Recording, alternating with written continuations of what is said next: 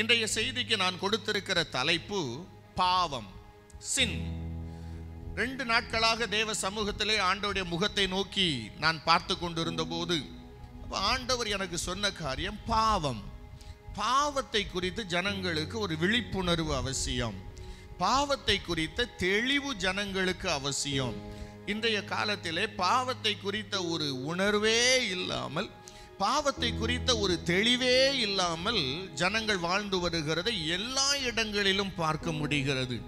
இது விசுவாசிகள் மத்தியிலே மாத்திரமல்ல, ஊழிய வட்டாரங்களிலும் இன்றைக்கு பரிசுத்தத்தை காண்பது அரிதாயிருக்கிறது. யாரோ அத்தி பூத்தார் போல ஒரு சில ஊழியர்களிடத்திலே மாத்திரம்தான் நாம் பரிசுத்தத்தை பார்க்க முடிகிறது. மற்ற எல்லா இடங்களிலும் பாவம் கரை புரண்டு ஓடிக்கொண்டிருக்கிறது. இந்த பாவத்தினுடைய தன்மைகளை குறித்தும் பாவத்தை குறித்தும் நீ ஜனங்களுக்கு உபதேசிக்க வேண்டும் என்று ஆண்டவர் சொன்னார். நான் என்ன சொல்ல விரும்புகிறேன், யார் யாரை தேவன் எந்தெந்த ஊழியத்திற்கென்று அழைக்கிறாரோ அந்த மனிதர்களுக்கு அந்த ஊழியத்தை செய்வதற்கு உரிய கிருபையையும் தாளந்தையும் கர்த்தர் கொடுக்கிறவராக இருக்கிறார். அப்போஸ்தல ஊழியத்திற்காக அழைக்கப்பட்டவர்கள் மேய்ப்பர் ஊழியத்தை செய்ய முடியாது. மேய்ப்பர் ஊழியத்திற்காக அழைக்கப்பட்டவர்கள் சுவிசேஷ ஊழியத்தை செய்ய முடியாது. அவரவர்களுக்கு அவரவர்களுக்குரிய கிருபைகளை தேவன் கொடுத்திருக்கிறார். அப்படியே நம்முடைய ஊழியத்தினுடைய அழைப்பு என்ன? நம்முடைய ஊழியத்தினுடைய அழைப்பு போதக அழைப்பு, தீர்க்க தரிசன அழைப்பு. 2 அழைப்பு, போதக அழைப்பு, தீர்க்க தரிசன அழைப்பு. தீர்க்க தரிசன அழைப்பு எப்படி? சில காரியங்களை நான் பேசிக்கொண்டே, சாதாரணமாக பேசிக்கொண்டே இருக்கும்போது அது நேரடியாக உங்களுடைய இருதயத்திற்கு உள்ளே வந்துடும். கரெக்டாக சொல்லணும்னா, மீட்டிங் முடிஞ்சு போகும்போது 2 பேர் பேசிகிட்டே போவீங்க. என்ன சொல்லிட்டு போவீங்கன்னா, கரெக்டாக இன்னைக்கு ஆண்டவர் எனக்கே பேசினாரு, எனக்கே இந்த வார்த்தை வந்துச்சு, நான் வீட்டில் இப்படித்தான் ஜெபம் பண்ணிட்டு வந்தேன், இந்த கேள்வியோடு வந்தேன், ஆனால் அந்த கேள்விக்கு கர்த்தர் இன்னைக்கு பதில் கொடுத்தாரு, இன்னைக்கு பிரசங்கம் எனக்கு தான் பேசினாரு. நிறைய பேர் அப்படிப்பட்ட வார்த்தைகளை நம்ம ஊழியத்தில் சொல்லுவீங்க. அதே போல் அனுபவம் உங்களுக்கு யாருக்காவது இருக்கா? கர்த்தர் உங்களோட நேரடியாக பேசின மாதிரி அனுபவம் இருந்தால் கை வைத்து காட்டுங்க பார்க்கலாம். நீங்க எல்லாரும் சாட்சி தீர்க்க தரிசன ஊழியத்திற்கு. தீர்க்க தரிசன வரம் என்பது வேறு, தீர்க்க தரிசன அழைப்பு என்பது வேறு. தீர்க்க தரிசன வரம் என்பது ஜெபிக்கும் போது தீர்க்க தரிசனம் சொல்லுவார்கள், அவ்வளவுதான். ஆனா தீர்க்க தரிசன அழைப்பு என்பது அவர்கள் வாழ்க்கையே தீர்க்க தரிசனமாக இருக்கும். அவர்கள் சாதாரணமாக பேசுற காரியங்கள் தீர்க்க தரிசனமாக வெளிப்படும். எனவே போதக மற்றும் தீர்க்க தரிசன அழைப்பு நம்முடைய ஊழியத்திற்கு. போதக அழைப்பு என்றால் என்ன? இங்கு சுவிசேஷம் சொல்லப்படாது. போதக அழைப்புனா ஒரு வசனத்தை எடுத்து அதை ஆழமாக தோண்டி எடுத்து சத்தியத்தை அப்படியே மக்களுக்கு கொடுப்பது போதக அழைப்பு, டீச்சிங் மினிஸ்ட்ரி. கிட்டத்தட்ட போதகமும் தீர்க்க தரிசனமும் கலந்தது நம்முடைய ஊழிய அழைப்பு. எனவே அதற்குரிய கிருபைகளை தேவன் நமக்கு தந்திருக்கிறார், அதற்குரிய திராணியை தந்திருக்கிறார். அப்படிப்பட்ட ஆழமான சத்தியங்களை கேட்பதற்கு திடமுள்ள மனமுள்ள மக்களை தேவன் நம்முடைய ஊழியத்திற்கு கொண்டு வருகிறார். அல்லேலூயா, சத்தமா சொல்லுங்க. எனக்கு தெரியும், வசனத்தை கேட்கறதுக்காகவே நிறைய பேர் இங்க வருவாங்க. நிறைய தூரமான இடத்துல இருந்தெல்லாம் வருவாங்க சத்தியத்தை கேட்கறதுக்காக. ஆனா நம்ம ஊழியத்துல பாத்தீங்கன்னா, இயேசு உன் கண்ணீரை துடைப்பார், உன் இருதயத்தை ஆறுதல் படுத்துவார், உன்னை ஆசீர்வதிப்பார், உங்களை இப்படி வைப்பார் அப்படின்ற வார்த்தை நம்ம ஊழியத்தை அவ்வளவா வராது. கர்த்தருக்கு உள்ள இன்னும் நம்ம பலமாய் வேறு கொள்ளுவதற்கு, இன்னும் ஆழமாய் அவருக்குள் பிரவேசிப்பதற்கு, இன்னும் சகலத்தையும் செய்து முடித்தவர்களாக நிற்பதற்கு பயிற்றுவிக்கிற ஒரு பாசறை இதுவாகும். எனவே நீங்கள் அதை உணர்ந்து கொள்ளுங்கள். அந்த சிந்தனையோடு ஊழியத்திற்கு வாங்க, நிச்சயமாகவே கர்த்தர் உங்களை ஆசீர்வதிப்பார். பாவத்தை குறித்த உணர்வு, பாவத்தை குறித்த தெளிவு, பாவத்தை குறித்த விழிப்புணர்வு இன்றைய காலத்தில் மக்களுக்கு அவசியமாக இருக்கிறது. நான் வேதத்தை தேடி பார்த்தேன். வேதத்தில் பாவம் என்கிற வார்த்தை முதலாக எங்கு எழுதப்பட்டது, எந்த இடத்துல வேதம் முதல்ல பாவம் என்கிற சொல்லை கொடுக்கிறது என்று நான் வேதத்தை தேடி பார்க்கும்போது, ஆதியாகமத்தின் புஸ்தகம் 4வது அதிகாரம் 7வது வசனத்துல தான் பாவம் என்கிற சொல் முதலாக வேதத்தில் எழுதப்பட்டிருக்கிறது. வாசிக்க கேட்கலாம். ஆதியாகமம் 4வது அதிகாரம் 7வது வசனம். நீ நன்மை செய்தால் மேன்மை இல்லையோ? நீ நன்மை செய்யாதிருந்தால் பாவம் வாசற்படியில் படுத்திருக்கும், அவன் ஆசை உன்னை பற்றி இருக்கும், நீ அவனை ஆண்டு கொள்வாய் என்றார். அந்த வசனத்தை நீங்கள் நன்றாய் கவனித்து பாருங்கள். நீ நன்மை செய்தால் மேன்மை இல்லையோ என்று சொன்ன கர்த்தர், நீ நன்மை செய்யாவிட்டால் பாவம் உன் வாசற்படியிலே படுத்திருக்கும். பாவத்தை குறித்த தெளிவான விளக்கம் இதைவிட வேறு நமக்கு தேவையில்லை. ஒவ்வொரு மனுஷனுடைய வீட்டின் வாசற்படியிலும் பாவம் படுத்திருக்கிறதா? எதற்காக, ஏன் அவனுடைய வீட்டு வாசற்படியிலே பாவம் படுத்திருக்கிறது? அந்த மனிதன் நன்மை செய்யாமல் இருக்கும்போது, அந்த மனிதன் நன்மை செய்ய மறந்துவிட்டால், இல்லாவிட்டால் நன்மை செய்ய ஒருவர் மறுக்கும் போது, நன்மை செய்யாமல் இருக்கும்போது பாவம் ஓடி வந்து அந்த மனுஷனுடைய வீட்டு வாசற்படியிலே படுத்து கொள்ளுகிறது. அதற்கு பின்பு பாவம் ஒரு மனுஷனுடைய வீட்டு வாசற்படியிலே படுத்திருந்தால், அந்த வீட்டிற்குள் இருப்பவர்கள் யார் வீட்டை விட்டு வெளியே சென்றாலும் பாவத்தை தாண்டி தான் செல்ல வேண்டும். பாவத்தின் வாசனையோடு தான் வெளியே செல்ல வேண்டும். வெளியே இருந்து யார் உள்ளே வந்தாலும் பாவத்தின் வாசனையோடு தான் உள்ளே செல்ல வேண்டும். அது மாத்திரமல்ல, வீட்டின் கதவு எப்பொழுது ஒரு இமைப்பொழுது திறக்கப்படுமானால் படுத்திருக்கிற பாவம் நேரடியாக எனக்கு இடம் கிடைத்து விட்டது, நான் குடியிருப்பதற்கு இடம் கிடைத்து விட்டது என்று அந்த வீட்டிற்குள்ளாக பாவம் புகுந்துவிடும். ஆம புகுந்த வீடு உருப்படாதுன்னு தமிழ்நாட்டில் ஒரு பழமொழி சொல்லுவாங்க. அது உண்மையா பொய்யா நமக்கு தெரியாது. ஆனா பாவம் ஒரு வீட்டிற்குள்ள வந்துச்சுன்னா அதற்கப்புறம் அந்த வீடு தேவ சமாதானத்தை இழந்து போகிறது, தேவ மகிமையை இழந்து போகிறது, தேவனுடைய ஆசீர்வாதத்தை அது இழந்து போகிறது. பாவம் ஒரு வீட்டிற்குள் பிரவேசித்தால் அதற்கு பின்பு அந்த வீடு நரகமாக மாறி போகிறது. அருமையான அன்பு தேவனுடைய பிள்ளைகளே, எனவே வேதம் மிக தெளிவாக கர்த்தர் காயினை பார்த்து அந்த காரியத்தை சொல்லுகிறார். நீ நன்மை செய்யாதிருந்தால் பாவம் உன்னுடைய வீட்டு வாசற்படியிலே படுத்திருக்கும். வீட்டு வாசற்படியிலே படுத்திருக்கிற பாவம் ஒருவேளை உங்களுடைய கணவனுக்குள்ளாக புகுந்து விடலாம், உங்கள் பிள்ளைகளுக்குள்ளாக புகுந்து விடலாம், இல்லாவிட்டால் உங்களுக்குள்ளாக புகுந்து விடலாம், உங்கள் மனைவிக்குள்ளாக புகுந்து விடலாம். யாரிடம் வேண்டுமானாலும் அந்த பாவம் சென்றுவிடும். எப்பொழுது ஒரு மனிதன் நன்மை செய்யாமல் போகும்போது, ஒருவர் நன்மை செய்ய மறந்து போகும்போது பாவம் வந்து அவர்கள் வீட்டு வாசற்படியிலே படுத்திருக்கிறதாக இருக்கிறது. இந்த வசனத்தை, இந்த தெளிவை, இந்த விளக்கத்தை எல்லாம் நாம் கொஞ்சம் யோசித்து பார்த்தால் இருதயத்திற்குள்ளாக நமக்கு ஒரு தெளிவு பிறக்கிறது. என்ன தெளிவு தெரியுமா? பொல்லாத பாவம் எப்பொழுது ஒரு மனிதனை வீழ்த்தலாம் என்று துடித்து கொண்டிருக்கிற பாவம், ஒரு மனிதனுடைய சமாதானத்தை எப்பொழுது கெடுக்கலாம் என்று துடித்து கொண்டிருக்கிற பாவம், ஒரு குடும்பத்தை எப்படி சின்ன பின்னமாக்கலாம் என்று வகை தேடி சுற்றி திரிந்து கொண்டிருக்கிற பாவம். ஐயோ, இந்த பாவம் ரொம்ப மோசமானது, எப்பண்டா சான்ஸ் கிடைக்கும்னு சொல்லி ஒவ்வொரு மனுஷனுடைய வீட்டின் பக்கத்திலும் அது வந்து வந்து போகிறது. நன்மை செய்ய மறக்கிறவர்களுடைய வீட்டு வாசற்படியிலே வந்து, ஓ எனக்கு இடம் கிடைத்து விட்டது என்று சொல்லி அது படுத்து கொள்ளுகிறதாக இருக்கிறது. அல்லேலூயா சொல்லுங்க, அல்லேலூயா. எனவே இந்த பாவத்திற்கு ஒருவரும் இடம் கொடுத்து விடக்கூடாது. இந்த பாவத்தை குறித்து விழிப்புணர்வு நமக்கு அவசியமாக இருக்கிறது. நான் வேதத்திலே தேடி பார்த்தேன், பாவத்தினுடைய தன்மைகள் என்ன. ஒரு மனிதனுக்குள்ளாக பாவம் வந்துவிட்டால், ஒரு குடும்பத்திற்குள்ளாக பாவம் வந்துவிட்டால் அந்த பாவம் என்னென்ன காரியங்களை எல்லாம் செய்யும் என்று வேதத்திலே தேடி பார்க்கும்போது அநேக காரியங்கள் வேதத்திலே எழுதப்பட்டிருந்ததை நான் கண்டேன். எல்லாவற்றிற்கும் வசனங்களை சொன்னால் இப்பொழுது நேரம் இல்லை, எனவே எல்லாவற்றிற்கும் நான் வசனத்தை சொல்லவில்லை. அந்த பாயிண்டை மட்டும் நான் வேகமாக சொல்லிட்டு நான் செய்திக்குள்ளாக கடந்து போக வேண்டும். முதலாவது, பாவத்தினுடைய தன்மை என்ன? அது தொடர்ந்து பிடிக்கும். பாவத்தை ஒரு மனிதன் விளையாட்டாக தொட்டுவிட்டால், சரி அவன் தொட்டுவிட்டான், அவன் போய்விட்டான் என்று அந்த பாவம் விட்டுவிடாது.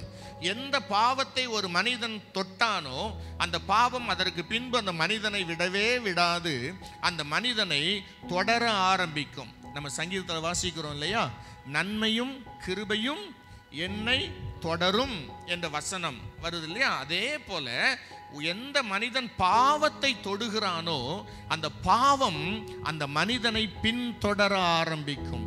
பின்தொடர்ந்து அந்த மனிதனை பிடித்து கொள்ள ஆரம்பிக்கிறது. அதற்கு பின்பு பாவம் என்ன செய்கிறது? கயிறை போல அந்த மனுஷனை கட்டுகிறது. வேதம் சொல்லுகிறது, துன்மார்க்கன் தன் பாவ கயிறுகளினாலே கட்டப்படுவான். ஒரு கயிறு எப்படி ஒரு மனிதனை தலையிலிருந்து கால் வரைக்கும் கட்டி போடுகிறதோ அப்படி பாவம் ஒரு மனிதனை தலையிலிருந்து கால் வரைக்கும் அவனை கட்டி விடுகிறது. மூன்றாவது, பாவம் எந்த ஜனத்துக்கும் இகழ்ச்சி என்று வேதம் சொல்லுகிறது. இகழ்ச்சி என்றால் என்ன அர்த்தம் தெரியுமா? அவமானம் என்ற அர்த்தம். பாவம் ஒரு மனிதனுக்கு அவமானத்தை கொண்டு வர ஆரம்பிக்கிறது. அது எந்த பாவமாய் இருந்தாலும் சரி, எப்படிப்பட்டவர்களாய் இருந்தாலும் சரி. சமீபத்தில் ஒரு வயதான ஐயா என்கிட்ட பேசிட்டு இருந்து அவர் ஒரு குறிப்பிட்ட ஒரு ஊழியக்காரரை பற்றி என்கிட்ட ஒரு விஷயத்தை சொன்னார். ஐயா, இந்த ஊழியக்காரரை உங்களுக்கு தெரியுமான்னு கேட்டார். ஆமாம், எனக்கு தெரியும் அப்படின்னு சொன்னேன். அவர் ஏரியா சேர்மனாக இருக்கிறார், உங்களுக்கு தெரியுமா அப்படின்னார். ஆமாம், எனக்கு தெரியும்னே. அவர் மூக்குப்பொடி போடுவார், உங்களுக்கு தெரியுமா அப்படின்னு கேட்டார். எனக்கு தெரியாத அப்படின்னே. ஒரு முறை அவர் எங்கள் ஐயாவை பார்க்க வந்திருந்தார். எங்கள் ஐயா கூட அவர் உட்காந்து பேசிக்கிட்டு இருந்தார். பேசிட்டு தும்மல் வந்தது, கர்ச்சீஃபை வெளியே எடுத்தார். கர்ச்சீஃபை வெளியே எடுத்து முகத்தை தொடச்சார். துடைக்கும் போது, கர்ச்சீஃபை வெளியே எடுக்கும்போது அவர் பாக்கெட்ல இருந்து சின்ன பொடி டப்பா கீழே விழுந்துச்சு. அதை அவர் கவனிக்கல. அவர் பேசி முடிச்சுட்டு போயிட்டார். ஆனால் எங்க ஐயா பார்த்துட்டு அவர் போனதுக்கப்புறம் என்னை பார்த்து சொன்னாரு, பாரு, அவர் பாக்கெட்லேருந்து பொடி டப்பா கீழே விழுது, அதை எடுத்து வெளியே குப்பையில் போடுன்னு சொன்னார். அன்னையில இருந்து அவரை பார்த்தாலே இவர் பொடி போட்டுட்டே என்ன ஊழியம் பண்றாரு, இவர் என்ன ரெவரண்டு, இவர் என்ன அங்கி போட்டிருக்கிறாரு, இவர் என்ன திருவிருந்து கொடுக்கிறாரு, இவர் எப்படி ஜனங்களை ஆசீர்வதிக்கிறாரு, ஒரு கேவலமான பார்வை அவர் மேல எனக்கு வருகிறது. உண்மைதான், அது ஊழியரா இருந்தாலும் சரி, விசுவாசியா இருந்தாலும் சரி, பாவம் ஒரு மனிதனுக்கு இகழ்ச்சியை கொண்டு வரும், அது அவமானத்தை கொண்டு வரும். ஆனால் வேதம் சொல்லுகிறது, நீதி ஒரு ஜனத்தை உயர்த்தும். பாவம் மனுஷனுக்கு அவமானத்தை கொண்டு வரும். சமீபத்தில் ஒரு தம்பி என்கிட்ட வந்து ஒரு காரியத்தை குறித்து சொன்னான். அண்ணா, உங்களுக்கு இந்த நபரை தெரியுமா? இந்த நபர் இப்படிப்பட்ட ஒரு காரியத்தை செய்தார். அப்போ நான் கூட இருந்தேன். அது வரைக்கும் அந்த நபர் மேல ஒரு நல்ல அபிப்பிராயம் எனக்கு இருந்தது. அந்த காரியத்தை கேட்ட உடனே, இவ்வளவுதானா, மனுஷனுக்கு கூட லாய்க்கில்லாத நபராயிச்ச இவர் என்கிற ஒரு பயங்கரமான ஒரு எண்ணம் மனதுக்குள்ள வந்துச்சு. அதனால்தான் வேதம் சொல்லுகிறது, பாவம் இகழ்ச்சியை கொண்டு வரும். அடுத்தது வேதம் சொல்லுகிறது, பாவம் தேவன் நமக்கு தர நினைத்திருக்கிற நன்மைகளை நமக்கு வர ஒட்டாது. வேதம் தெளிவாக சொல்லுகிறது. வேதத்திலே நாம் வாசிக்கிறோம், கர்த்தர் நன்மையானதை தருவார், தேசமும் தன் பலனை தரும். ஆண்டவர் ரொம்ப சந்தோஷமா சொல்லியிருப்பாரு, என் ஜனங்கள் நான் அளிக்கும் நன்மையினால் திருப்தி ஆவார்கள். அப்ப ஆண்டவருடைய இருதயத்துல எப்போதும் ஒரு எண்ணம் இருக்கிறது. என்ன எண்ணம்? எப்படியாகிலும் என்னுடைய ஜனங்களுக்கு நான் என்ன செய்யணும்? நன்மை செய்யணும். என் பிள்ளைக்கு நான் நன்மை செய்யணும், என் மகளுக்கு நான் நன்மை செய்யணும், என் மகனுக்கு நான் நன்மை செய்ய வேண்டும் என்று தேவன் துடித்து கொண்டே இருக்கிறார். ஆனா வசனம் சொல்லுகிறது, நன்மை செய்ய வேண்டும் என்று கர்த்தர் தன்னுடைய கை நிறைய நன்மைகளை எடுத்துட்டு நம்ம பக்கத்துல வரும்போது, நம்ம வாழ்க்கையில இருக்கிற பாவம் அந்த நன்மைகள் நமக்கு வந்து சேராதபடிக்கு தடுத்து நிறுத்தி விடுகிறது என்று வசனம் சொல்லுகிறது. நல்ல தெளிவா கவனிச்சிடணுமா? ஐயா, நீங்களும் கவனிச்சிடுங்க. சத்தியத்தை அறிவீர்கள், சத்தியம் உங்களை விடுதலையாக்கும். உங்க வாழ்க்கை பரிசுத்தமா இராத வரைக்கும் எந்த ஊழியத்திற்கு போனாலும், எத்தனை ஊழியர்கள் உங்களுக்காக ஜெபித்தாலும், எத்தனை கூட்டங்களுக்கு போனாலும், எத்தனை சபைகள் மாறினாலும் உங்க வாழ்க்கையில நன்மை வரவே வராது. உங்களுடைய பாவம் உங்களுக்கு வர வேண்டிய நன்மைகளை தடுத்து நிறுத்திவிடும். வேதம் அழகாக சொல்லுகிறது. அடுத்தது, பாவம் தேவனுடைய முகத்தை மறைத்து விடுகிறது. அதற்கு பின்பு பாவம் ஒரு மனிதன் செய்யும் போது அதற்கு பின்னாடி அந்த மனிதனால இயேசுவினுடைய முகத்தை பார்க்க முடியாது. இவனுடைய ஜெபம் இயேசுவினிடத்திலே போகாது, ஜெபம் கர்த்தரிடத்திலே போகாது. பாவத்தோடு இருக்கிற மக்கள், பாவம் செய்து கொண்டே ஒரு மனிதன் ஜெபிப்பானானால், ஒரு மனுஷனுடைய வாழ்க்கையிலே பாவம் இருக்குமானால் அவனுக்கு தேவனுடைய முகம் நிச்சயமாகவே மறைக்கப்பட்டு விடுகிறது. அவனாலே தேவனுடைய முகத்தை பார்க்க முடிவதில்லை. அடுத்தது, பாவம் தேவனுடைய கோபத்தை சுமந்து கொண்டு வருகிறது. நல்ல கவனிக்கணும், பாவம் தேவனுடைய கோபத்தை கொண்டு வருகிறது. ஒரு மனுஷன் மேல தேவனுடைய கோபம் கொட்டப்படும். எப்போ தெரியுமா? அந்த மனிதன் பாவம் செய்யும் போது. பாவம் நமக்கு ஒரு வேளை சந்தோஷத்தை கொடுக்கிற மாதிரி இருக்கும். இமை பொழுது கொஞ்ச நேரம் செய்கிற பாவம், அந்த பாவங்கள் நமக்கு சந்தோஷமா இருக்கும். சில நேரங்களில் நம்ம சரீரத்துக்கு அது கொஞ்சம் சந்தோஷத்தை தரலாம், நம்முடைய உள்ளத்துக்கு கொஞ்ச நேரம் அற்ப சந்தோஷத்தை தரலாம். ஆனால் அதுக்கப்புறம் தேவனுடைய கோபத்தை அது கொண்டு வருகிறதாக இருக்கிறது. அதுக்கப்புறம் நம்ம எல்லாருக்குமே தெரியும், பாவத்தின் சம்பளம் மரணம். பாவம் மரணத்தை சம்பளமாக கொண்டு வருகிறதாக இருக்கிறது. அதற்கு பின்னாடி இன்னொரு விஷயம் இருக்கு. தேவனுடைய நியாய தீர்ப்புக்கு ஒரு மனிதனை இழுத்து செல்லுகிறது பாவம். வேதம் சொல்லுகிறது, சிலருடைய பாவங்கள் வெளியரங்கமாய் இருந்து தேவனுடைய நியாய தீர்ப்புக்கு முந்திக் கொள்ளும். தேவன் கடைசி நாளிலே நியாய தீர்ப்பு வைச்சிருக்கிறார். நம்ம எல்லாருக்கும் தெரியும், அது மகா நாளின் நியாய தீர்ப்பு என்று வேதம் அழைக்கிறது. அந்த கடைசி நாள் நியாய தீர்ப்பு வரைக்கும் மனிதனை காத்திருக்க ஒட்டாமல் மனுஷனை அதுக்கு முன்னாடியே கொண்டு போய் தள்ளிடுது. நியாய தீர்ப்புல நீ போ, இனிமே நீ பூமியில வாழ்வதற்கு தகுதி அல்ல, தேவனுடைய நியாய தீர்ப்புக்கு நீ போ என்று சொல்லி பாவம் தேவனுடைய நியாய தீர்ப்புக்கு தள்ளி விடுகிறது. கடைசியாக பாவம் ஒரு மனுஷனை நரகம் கொண்டு போய் சேர்க்கிறது.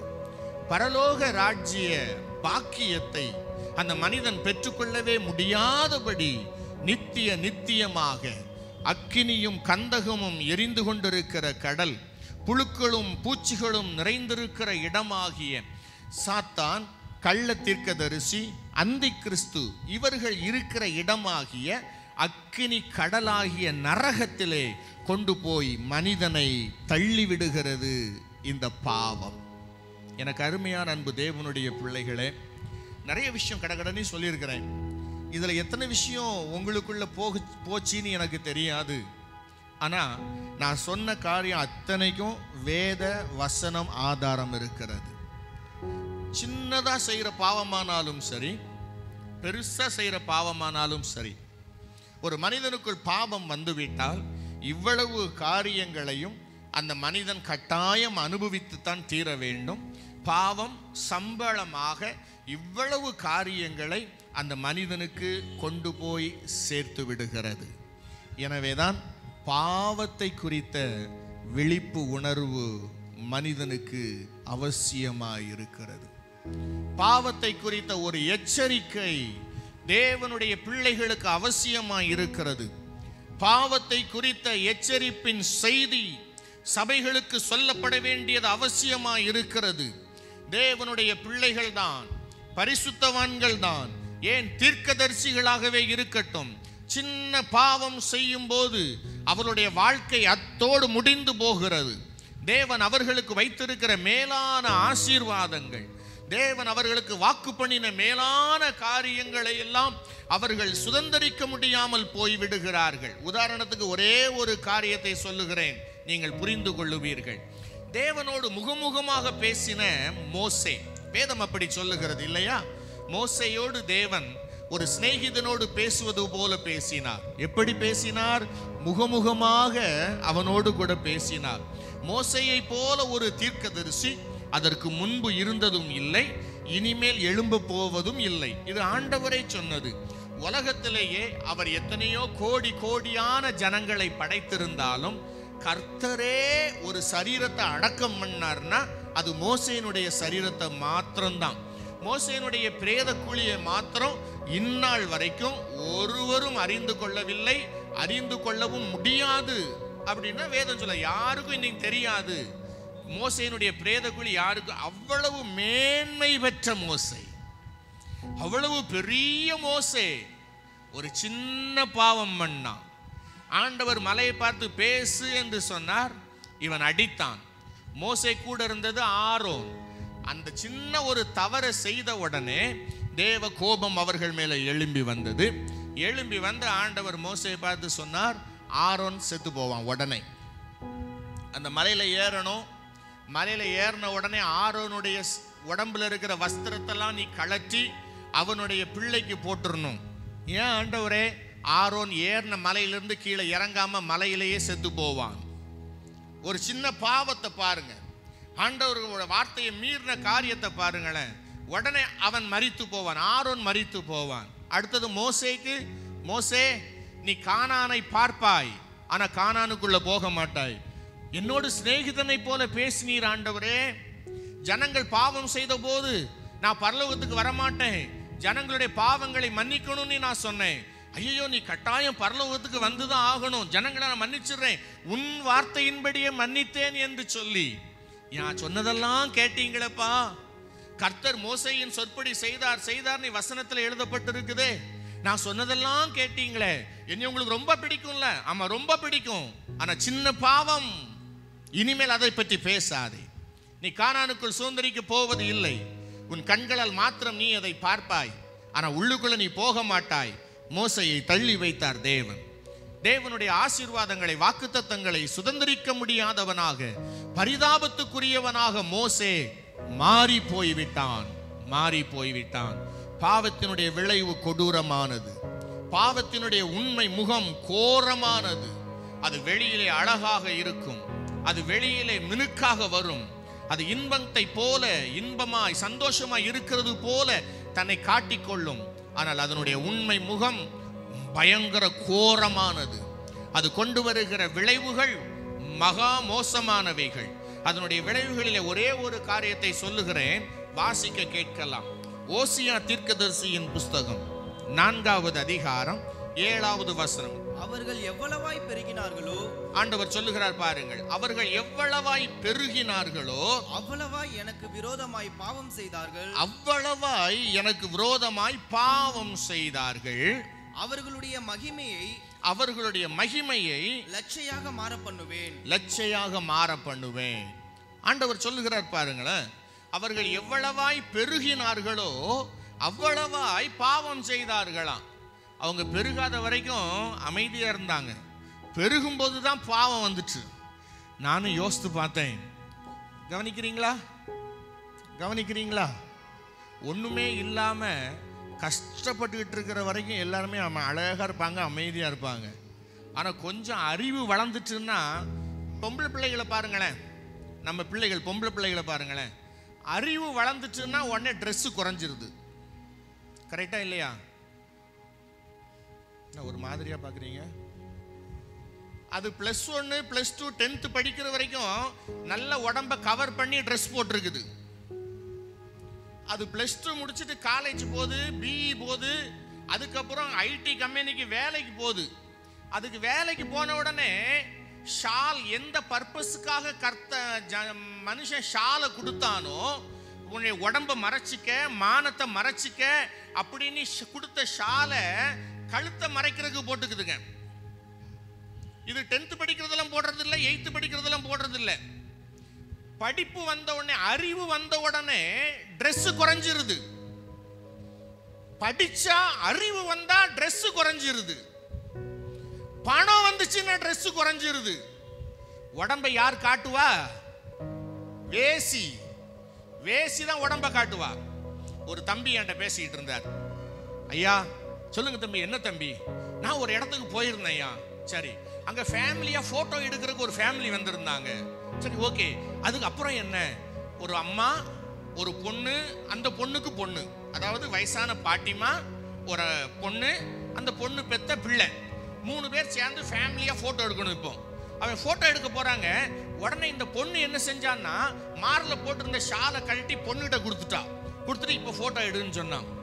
உடனே அவங்க அம்மா கேட்கறாங்க, ஏமா ஷாலை எடுத்துட்ட அப்படின்னு கேட்டா, அதுக்கு அந்த பிள்ளை சொன்னால, என்ன சொன்னாலாம், ஷால் போட்டா அசிங்கமா இருக்கும்ல, ஷால் போட்டா அசிங்கமா இருக்குமா. போட்டோ எடுக்கிற போட்டோகிராஃபர் சொல்றான், 2 பக்கமும் ஷால் போடாதீங்க மேடம், அது ஒரு பக்கம் போடுங்க, அப்பதான் பாக்குறதுக்கு ஸ்டைலா இருக்கும்.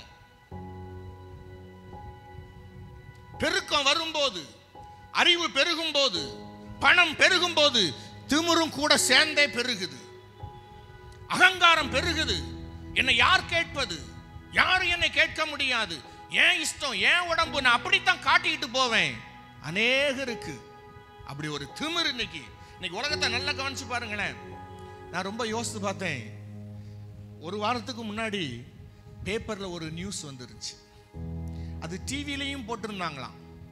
நம்ம தமிழ்நாடு அரசு தலைமை செயலகம், செக்ரட்டரியேட், அங்க ஒரு சட்டம் போட்டாங்க.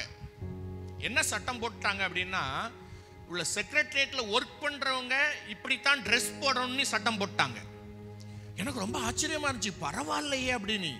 படிச்சு பார்த்தா போட்டிருக்கு, ஆண்கள் யாரும் டிஷர்ட் போட்டுட்டு ஆபீஸ்க்கு வரக்கூடாது, ஒர்க் பண்றதுக்கு ஷர்ட் போடணும், பேண்ட் போடணும்.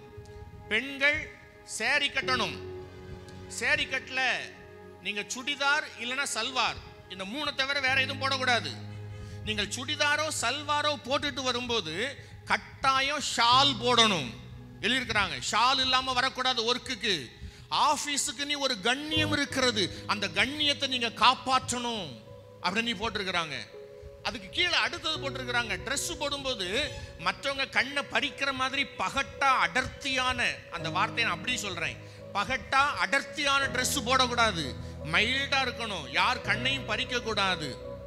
அரசாங்கத்துல இருக்கிற அலுவலகத்துக்கு சட்டம் போடுறான், இப்படிதான் இருக்கணும்.